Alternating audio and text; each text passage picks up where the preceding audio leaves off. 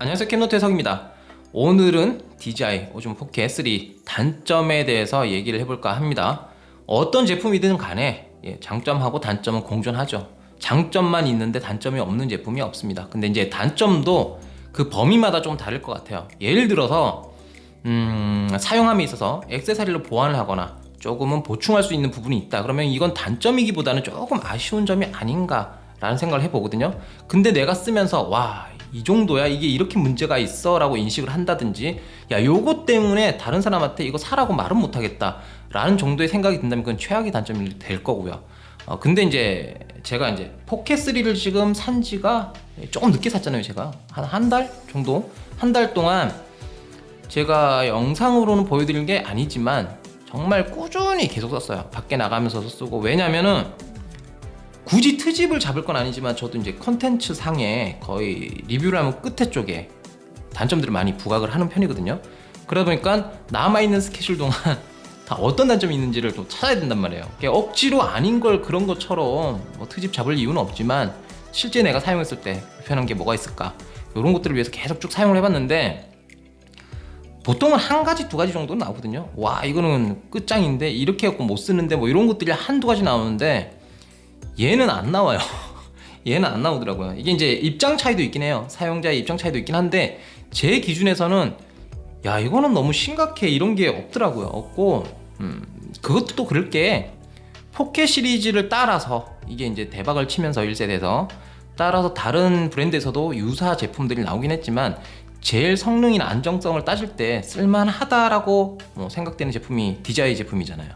근데 이게 선택권이 없는 거예요. 그러니까 그래서 좀 아쉬운 것도 달려서 쓰게 되고 이런 부분이 분명히 있지만 제가 냉정하게 따질 때 한 5가지 정도의 아쉬운 점이 있더라. 이게 단점이라면 단점이고, 이런 게 있어서 나열을 시작해 보도록 하겠습니다. 순서와는 상관이 없지만 첫 번째 제가 생각했던 단점이 글래머 효과 적용이에요.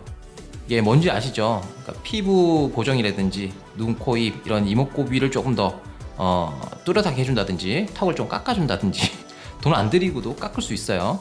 요런 걸 해줄 수 있는 효과인데 여전히 전용 어플을 통해서만 가능하다는 거예요. 이게 2세대 때도 그랬었거든요. 이게 소프트웨어적으로 하드웨어적으로 어쩔 수 없는 부분이야, 이게 반영하기 힘든 부분이야 라고 하면 저도 할 말이 없어요. 제가 엔지니어도 아닌데 어떻게 안다고 이거를. 근데 이제 그런 측면으로 볼 때 번거롭고 불편한 거 분명히 있더라고요.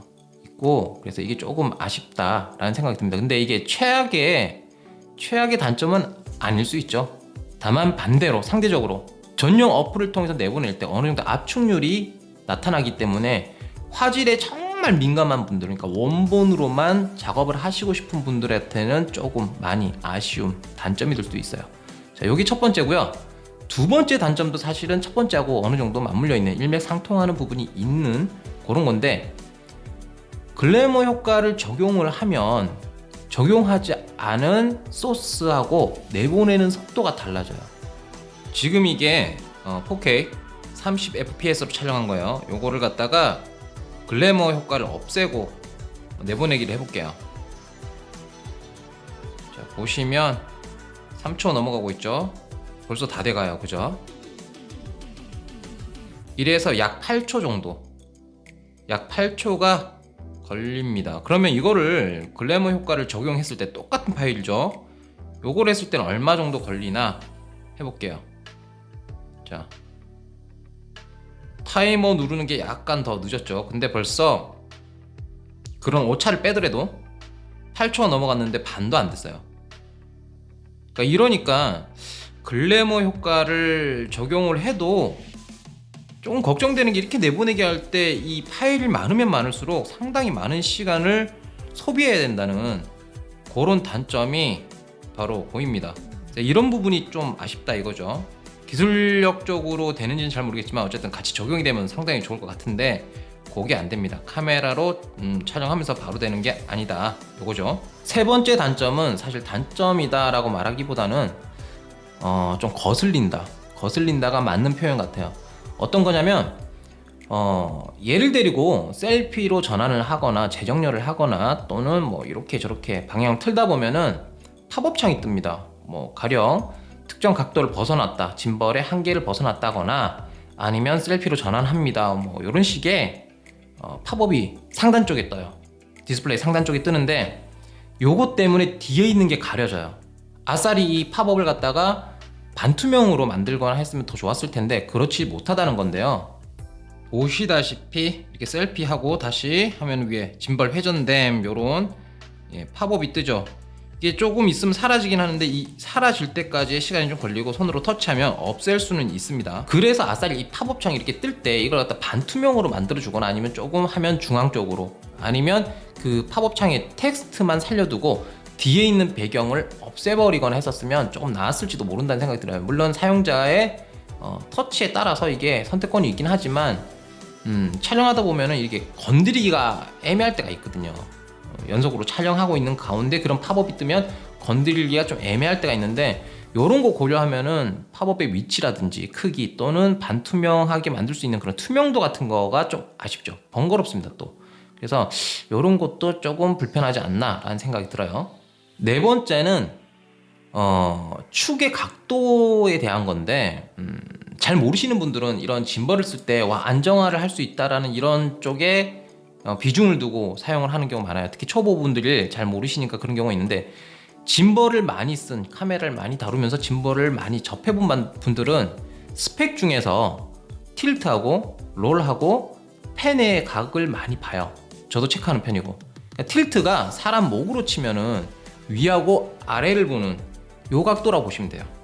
그리고 롤 같은 경우는 좀 갸우뚱하는 사람의 얼굴로 치면 이렇게 갸우뚱하는 요 각도를 말하는 거고 펜 같은 경우는 좌우로 보는 걸 말해요. 이렇게 좌우로 보는 걸 말하거든요.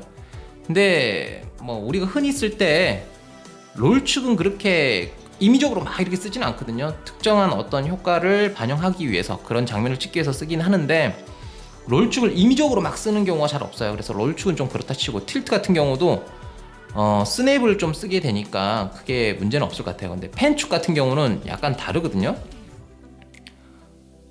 이게 360도로 펜축이 돌아갈 필요까지는 없더라도 뭐 돌아가면 좋긴 해요. 좋긴 한데 왜냐면 촬영할 때 앵글을 정말 다양하게 자유롭게 잡을 수 있기 때문에 좋긴 해요. 근데 얘 같은 경우는 좌측과 우측의 각이 달라요. 그러니까 이렇게 지금 좌측으로 돌려볼게요. 여기가 한계예요. 여기가 지금 여기까지가 한계란 말이에요. 근데 오른쪽으로 돌려볼게요. 그러니까 제 셀피 저를 갖다 기준으로 한 셀피를 넘어서 여기까지 가요. 그러니까 이렇게 따지면 거의 360도 도는 셈이 되지 않나라는 생각이 드는데 문제는 이거잖아요. 뭐 여기까지만 돌더라도 좌측도 여기까지는 돌아야 되지 않느냐, 여기까지는 돌아야 되지 않느냐 이런데 좌측 우측의 각이 돌아가는 각이 달라서 촬영할 때 특정한 앵글을 잡을 때는 이게 안 돼요. 이게 안 되고 참 안타깝죠. 아쉬워요. 왜 이렇게 만드는지 모르겠어요. 좌측 우측 돌아가는 중심에 서 있는 각을 시점을 어느 정도 정확하진 않더라도 어느 정도 비슷하게 잡아줬으면 좌우로 돌아가는 게 조금 달랐을 텐데 이런 생각을 좀 해봅니다. 요거는 이제 일반적으로 많이 쓰는 모드를 가지고 쓰는 분들은 보통 스냅을 쓰고 뭐 이러기 때문에 별로 크게 차이는 없는데 말 그대로 좀 특정하게 이렇게 세워두고 좌측부터 우측까지 훑어보면서 뭐 파노라마 찍듯이 이런 장면을 뭐 연출하고 싶다 이러면 걸림돌이 돼요. 걸림돌이 돼서 이런 게 상당히 불편합니다. 마지막으로 제가 찝어보고자 하는 거는 5번째 단점. 네, 요걸 제가 목에 걸어 놓고 다니느라고 이런 것들이 걸려 있는데 전용 케이스예요. 전용 케이스 같은 경우는 전 잘 이해가 안 가요. 케이스가 이쁘면 좋긴 해요. 보니까 심플 모던한 느낌은 있는데 이쁘면 좋은데 기능적인 부분에서 좀 아쉬움이 있더라고요.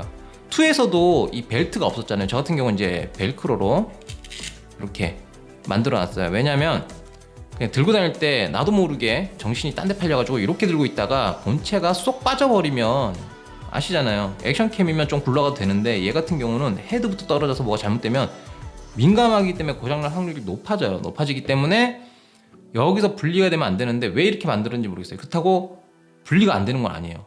입을 위해서 이렇게 막 해보면 떨어집니다. 떨어지고 사람이 뭐 뛰어가다 보면 이렇게 떨어질 수도 있고 하기 때문에 이런 벨트를 좀 만들었으면 하는 생각이 들거든요. 근데 요것도 그렇고 여기다가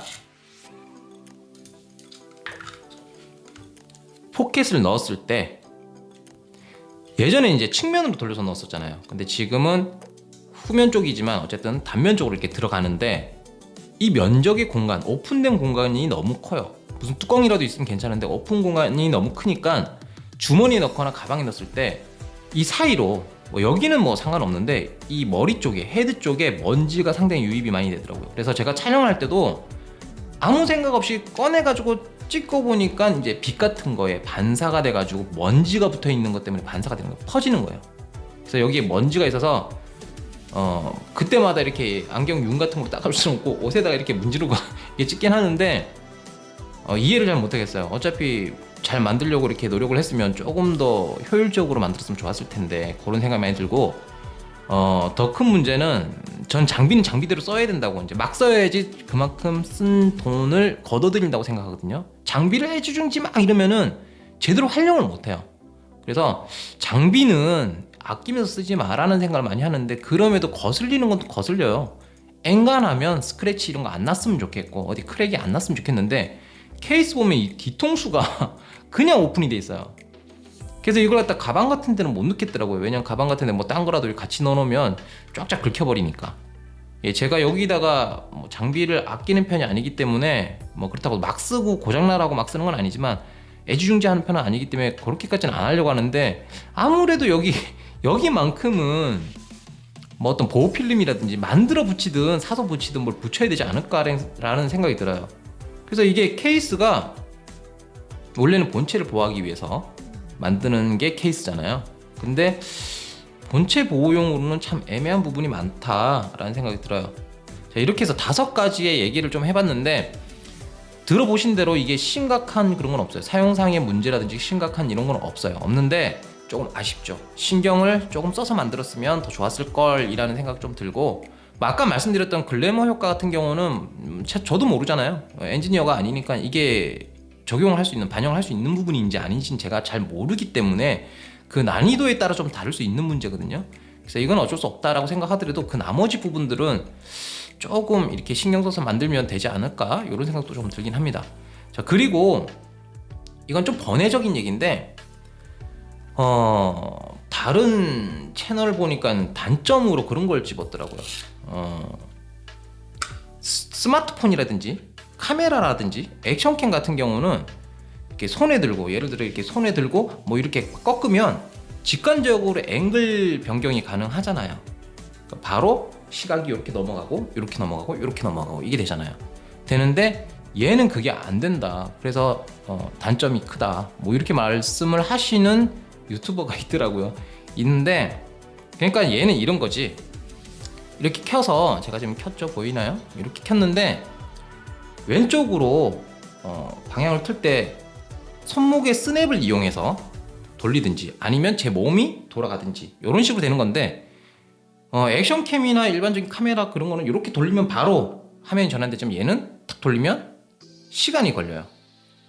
시간이 지금 제가 빠르게 설정을 해놨거든요.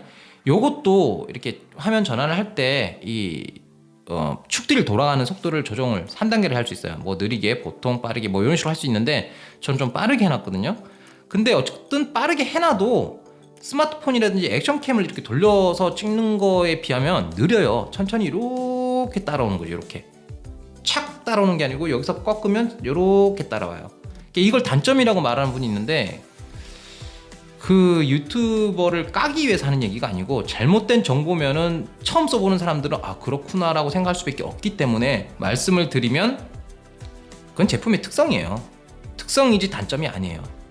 렌즈 교환식 미러리스를 두고 컴팩트 디카를 두고 컴팩트 디카는 미러리스처럼 렌즈 교환이 안 돼. 단점이야. 말도 안 되는 소리예요. 카메라라는 범위는 같지만 카테고리는 똑같지만 제품의 포지션이 달라요. 하나는 렌즈를 바꿀 수 있고 하나는 못 바꾼다. 이게 단점이다. 이건 아니고 이 둘은 다른 제품인 거예요. 그러니까 그런 식으로 생각하시면 될 것 같고 아직까지 이런 짐벌 타입을 못 써보신 분들은 이게 단점이 아니니까 크게 오해할 필요는 없다라는 생각이 듭니다.